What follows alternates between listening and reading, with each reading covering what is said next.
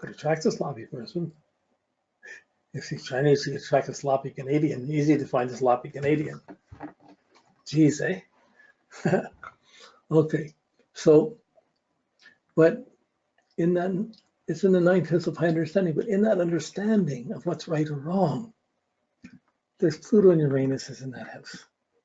These are big factors, but they show in a house, so it implies to be shocks and confrontations to her understanding, to her principles and morality, so she knows what she wants, but there's a battle, there's disruptions, there's changes, there's shocks.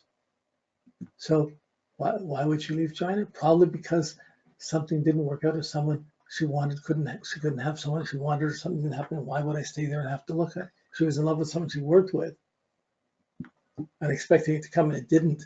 That would be a confrontation. That would be enough to justify it's time to move or go somewhere. So even though she wants things and has her understanding, she understands what she needs. She's trying to analyze what she wants and improve it. She runs into confrontations around it. Not everybody else wants things to the same detail or the same refinement.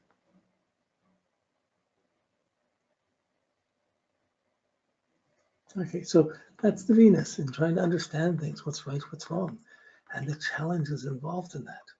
Not a simple, the Venus is simple, no, but us is not, it would be much more difficult a few days later, a week later, if the Venus was conjunct to Pluto and the Uranus, it would be a much more challenging chart. But it's not, but that challenge is still there in that 9th house. There's battles of what's right or wrong with people. And most likely she'll have battles with her husband or partners over what's right or wrong sooner or later, because she's so sensitive in how she responds to people. The minute someone's not responding to her, she's going to be instantly alert to it. But if she gets a little bit of appreciation, she's going to respond big time. So she responds big times for a little bit of feedback. Then she does more and more and more, expecting more is going to come, but it doesn't always necessarily come. What's contentment? Interesting puzzle with Venus. Okay.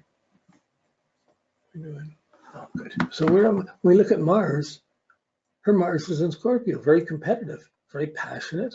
I want to prove anything. I can prove I can do things. It's judgmental. It's nighttime is increasing. I need to belong. It's passionate. It's not and it's the need to belong and the need to share and to make commitments. So the need to be with someone and even sleep with someone and be physically connected is a strong issue. And that Mars in Scorpio, just passionate. Ruled by Mars, it rules itself. It's the strongest factor in her chart. It's being itself. It's emotional, sensuous, passion. Feminine sign, reflective, brooding, but it's still passionate. And it's on the, we'll get to that in a minute, but it's nighttime increasing. I want to belong. I want to do this for you. I want to do this for you. Just the attitude and being fixed. I got to do this for you. I'm doing this for you. I'm always doing this. Why are you changing? But this Mars that's that intense is in the 10th house. So if she has someone she's working for, has a job, she's going to push really hard for that job, push to the point that she'll work harder than she's getting paid for. Or people will challenge her and push her, and she'll live up to the challenge. She won't let it down. She's going to match it. Even if she doesn't get paid enough, she's going to expect to be paid enough, or expect to be paid more, but generally she's going to work harder than she gets paid for. Or if she works out, she'd be paid really well for the things she does, but it's competitive. This Mars does square her Sun, so this struggle. What I want to do, my confidence is coming from responding to people. My Mars, my strength is in doing things for others. And it's up in the 10th house of career. I'm going to do something for a job. I'm going to do something for someone. I'm going to go here. I'm going to make this happen. So she's going to be pushing things. She's going to be the assertive. She's going to be assertive in a job or in a relationship. But it's a very different kind of assertive than if she was born, like if that Mars was in the 10th house and the Sun was in the first quadrant where everything was rising, she'd be pushing and pushing for herself, wanting more. Here she's pushing, but her confidence and her purpose is to share and to push to make the business, to make things work for the other person, to make the business go. There she's very competitive and aggressive, but perhaps too much so. She may try and do too much. She may try and do more. Now this Mars has no easy aspects to it, but it has the square to the Sun. It's in the 10th house of career, status, authority. She's pushing out to try and accomplish things. 10th house. It's rising and above the horizon. How far can we take this? Who can I affect? What do I have to do if I respond to someone and they're the boss, what do I do? If it's upon someone they're not, what do I do? She's going to be trying to push to get better positions, to get more notice, to accomplish more. She's going to be busy to get paid, to accomplish things. So that Mars, it's strong up there. So being able to have her own job, find a job, make things, she can do that. But her way of finding a job is not so much going through the one ads. It's more a question of calling friends and talking to people and responding to people, being able to respond to people and then being better than other people doing it. But there's a competitive functional side here. I want to have my own business. I want to work, but she don't want her own business. She wants to have something involved with other people, get much more out of her. So she'll get a job where people will challenge her and drive her. And when they realize she'll drive more, they'll drive her more to get more. And she'll get more to get more, assuming she'll get paid more for it, which may or may not come. Normally, you would expect it to come out of trust. As long as it was coming, that would work fine. As soon as she's pushing too hard and it's not getting proper value from the relationship, from the sharing of it, there would be an inherent battle. This battle would affect her. That's her son. Her confidence would be affected. Something's not right here. So it's unfair trust, one-sided. The Jupiter's going to try and understand it. Well, we're getting these benefits. We should be optimistic and go towards it. But the moon is analyzing. Wait a second. Is anyone listening to what I'm saying or what I'm thinking? I realize this isn't practical. So she could be having the job. Like if people were married and they took on a commitment, like they had a mortgage or bought a house, if the guy stopped paying as much for the house or anything like that, she'd still carry it. She'd work to carry it. She'd be carrying this extra load for us. So it's a great ability to be able to do this, but there's a vulnerability in this, in that not everybody else deserves it to be done for them. And that she couldn't see quite so well, not in advance. And the ability to drive so hard to put to career, it's possible she'll be driving so hard to put to career, and the career could be pushing. And as she gets to know someone well, there's a personal agenda of expecting maybe it will become more, maybe it'll become more, and she could read into it more. But she's not really the instigator. She's looking to respond to someone. And once someone will let her respond to him and be there, she would do almost everything for him. Not everybody wants everything done for them. Puzzle. Again, the Mars is strong, not bad. Finding career, finding job, being competitive. She could go to other countries and survive, not a problem. She did. And aside from coming to other countries and surviving, she also learned another language and became so good at it, she could translate it. That's pretty incredible. She wasn't driven by studying.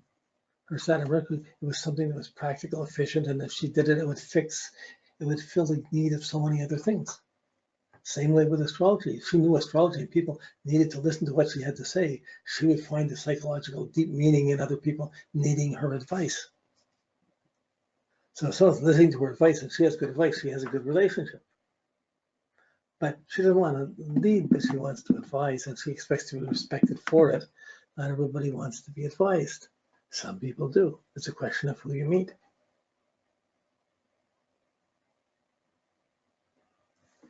Okay, so, I mean, the good aspects, there's just not bad things there. So I don't work them the same way as I work the difficult aspects. Difficult aspects are stress factors. You have to take care of it. They're going to be there. You're going to work. It's normal for you. But when you compare it to other people don't have those same stress factors. So the moon squared by Neptune implies a kind of dependency, an expectation from friends to listen to her analysis, to listen to her. So she could tell her problems. If there's a one-sided relationship that's going bad, she could analyze it, and she would want to have friends to talk about it, but maybe she doesn't have that many friends, or maybe there's some confusion around the friends, because Neptune is Scorpio, the Scorpio in the 11th house of friends, Mars ruling it. Who's a friend, who's a lover? Even competitive friendships. Wow, interesting. So we're just seeing certain textures. It's starting to take a structure. The chart is starting to take a structure, a DNA, an experiential structure that you can begin to sense as a unique person. And you can easily see other people being very different, but you're still reinforcing the way this person processes. Wow. Okay. Yeah, so I'm going to start with the angles, go on the angles to go through the angles. And with the IC, most people take the MC, your status and your career is the most important part in your chart. I take the IC as the most important part in your chart.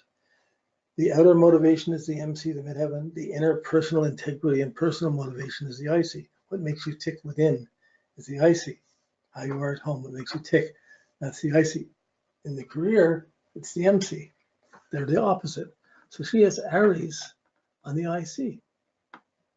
She's never going to sit still. She's at home. She's got to be doing things. She's got to be active. She's got to be moving around. She's motivated to be active and to do things. She's motivated. The Aries, it's daylight increasing, daylight greater. I got to do my own thing. This is what I got to do. She's motivated to do her own thing. And it's cardinal, and it's fire, and it's projective. So she's motivated to get up, project. I got to do this. I know I'm going to do this. I'm going to get up and do this. It's projected to do this. She's motivated to do things on impulse and to prove she can do things. So she meets someone that lets her prove herself and takes. She'll prove it. I'll do more. She's geared to prove that. Okay. It's all the strengths are right there, that on that I see. And what motivates her? So she could change countries, she could move somebody. I can do this. Don't tell me I can't do that. But it's ruled by Mars up in the 10th house. So she's motivated to prove things to dad, to others. So she may be trying to prove things to father, prove things to career, prove things that I can carry this. I can take care of myself. I can run my own place. I can have my own job. I can change countries. I can go someplace. I'll still survive. So she's strong in what she wants to do. And she's motivated to do things. Her personal, she wants to do everything on impulse, whenever it comes up. But if she gets so busy and having to do everybody else's things, when is there ever going to be time for doing impulse? She'll wake up on the impulse. But how much of that impulse is going to get done across the day, or how much of it's going to get dissipated by other people? Sometimes it works, sometimes not. But the Saturn is on this IC. So even though she's motivated to do things, her Saturn's right there. It's a very strong aspect. It implies the father had a strong influence on her motivation. She's motivated by her father, by the seriousness, by responsibility, by having to take care of herself, not just being a girl that's dependent on things, which she probably grew up, mom wasn't supported, dad felt, so there's pressure to be as much of a son as her dad could ever expect. But the Saturn's there, not so much appreciating. So whenever, see, the rising side of the chart rises up from your motivation. I'm going to do this. I'm going to do that. And intuitively got to get ready to do this. I'm going to do this. You go out and see how much you accomplished. Mars, you can accomplish things. When it comes to responding and taking feedback, in fact, other people could be envious. People could respond to her or not. But if they did, she'd get the feedback that she did, and she'd work, be motivated to act in a responsible way to prove she can accomplish things more and more. But if she was getting negative feedback, she'd be motivated to do things to fix the problems with dad, to fix the problems with work, to fix the problems with people. And she could put up with not having things for herself in her own home as long as she was out trying to fix it. There's a problem, you don't have the partner doesn't have the money, I'll go take care of it. I'll go carry it.